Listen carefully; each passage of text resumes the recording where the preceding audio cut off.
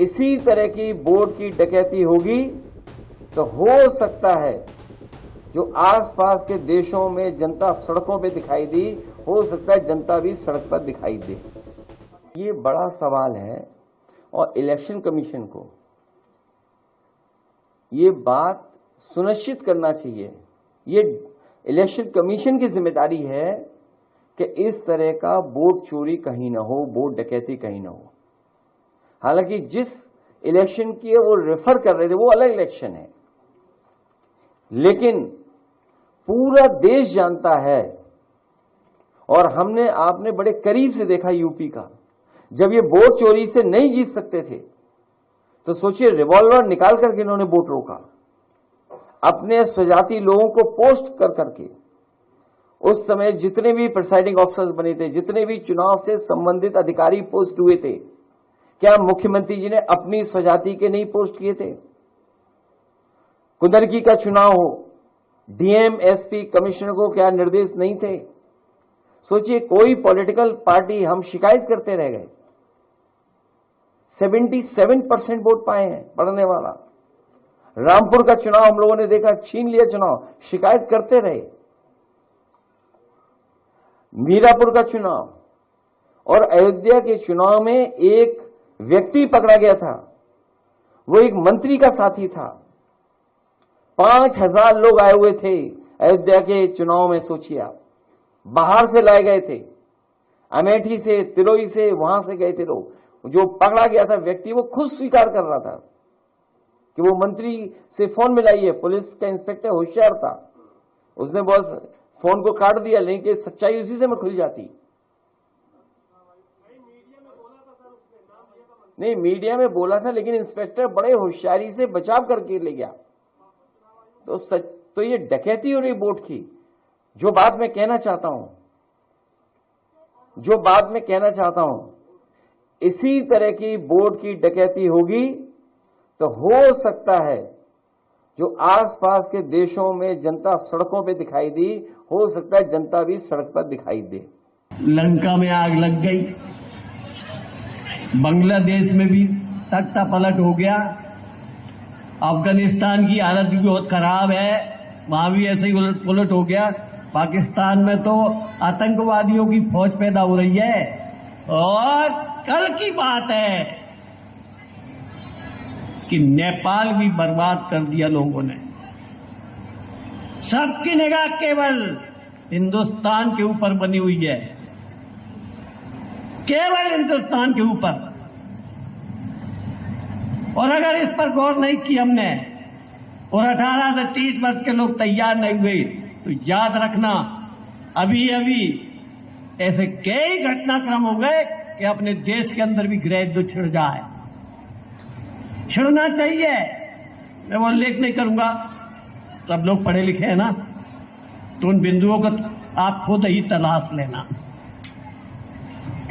आप कहोगे वाह वाह साहब, हम तो राज्य स्तरीय खेल प्रतियोगिता कर ली है, हमने तो कुछ नहीं होने वाला। कुछ नहीं होने वाले भरोसे में मत रहना। जब रामचंद्र जी ने, श्रीमान थोड़ा सा 2-3 घटना, बस ज्यादा नहीं लंबी, सर मेरे को भी भूख लग रही है, मेरे को गोली दवाई खाना है। रामचंद्र जी ने जब धनुष तोड़ दिया तो इसको बारीकी से समझना, उस जमाने की सबसे सुंदर महिला थी सीता।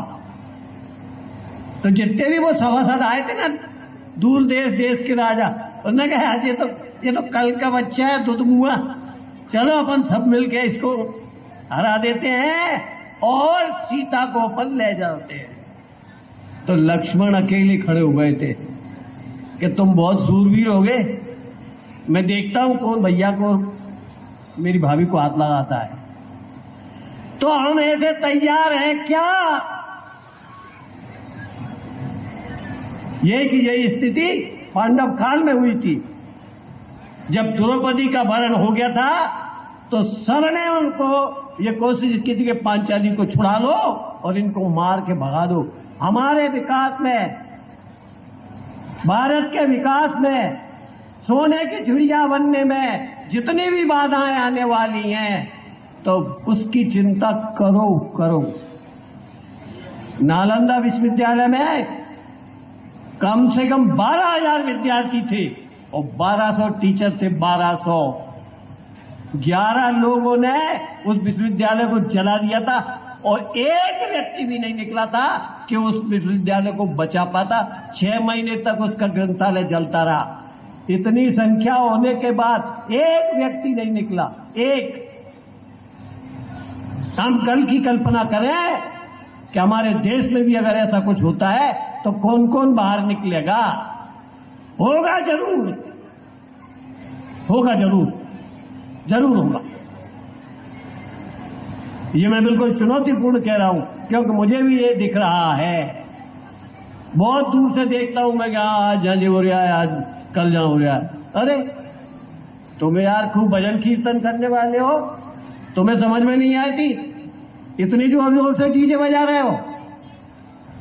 सुप्रीम कोर्ट का स्पष्ट आदेश है, किसी का हार्ट फट जाए वो तो जमीन से उठ जाएगा। तुमको तुम्हारा मजा ही आ रहा है, लगे लगे लगे डीजे का। तो ये सुधार की नहीं, ये झगड़े की जड़ है। तो ये ऐसा कुछ होने वाला है, ये बात पक्का मानना।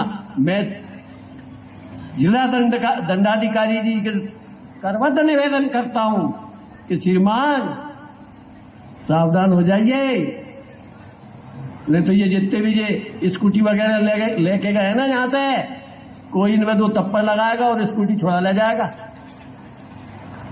कोई भी। तो हमारे अंदर इतनी शक्ति जरूरी है, इतनी ताकत जरूरी है।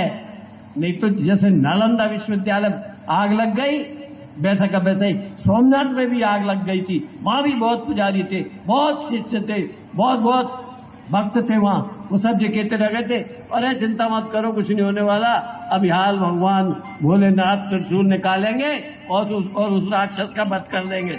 ये जब भरोसे मत रहियो, हाँ जब भरोसे मत रहियो। जो व्यक्ति 1000 वर्ष की तपस्या के बाद भारत में आया है, उसको बल देना, उसको ताकत देना, ये हमारा कर्तव्य है। सीमाएं तो सुरक्षित है, सीमाएं सुरक्षित रहने वाली है, पर अंदर कौन करेगा?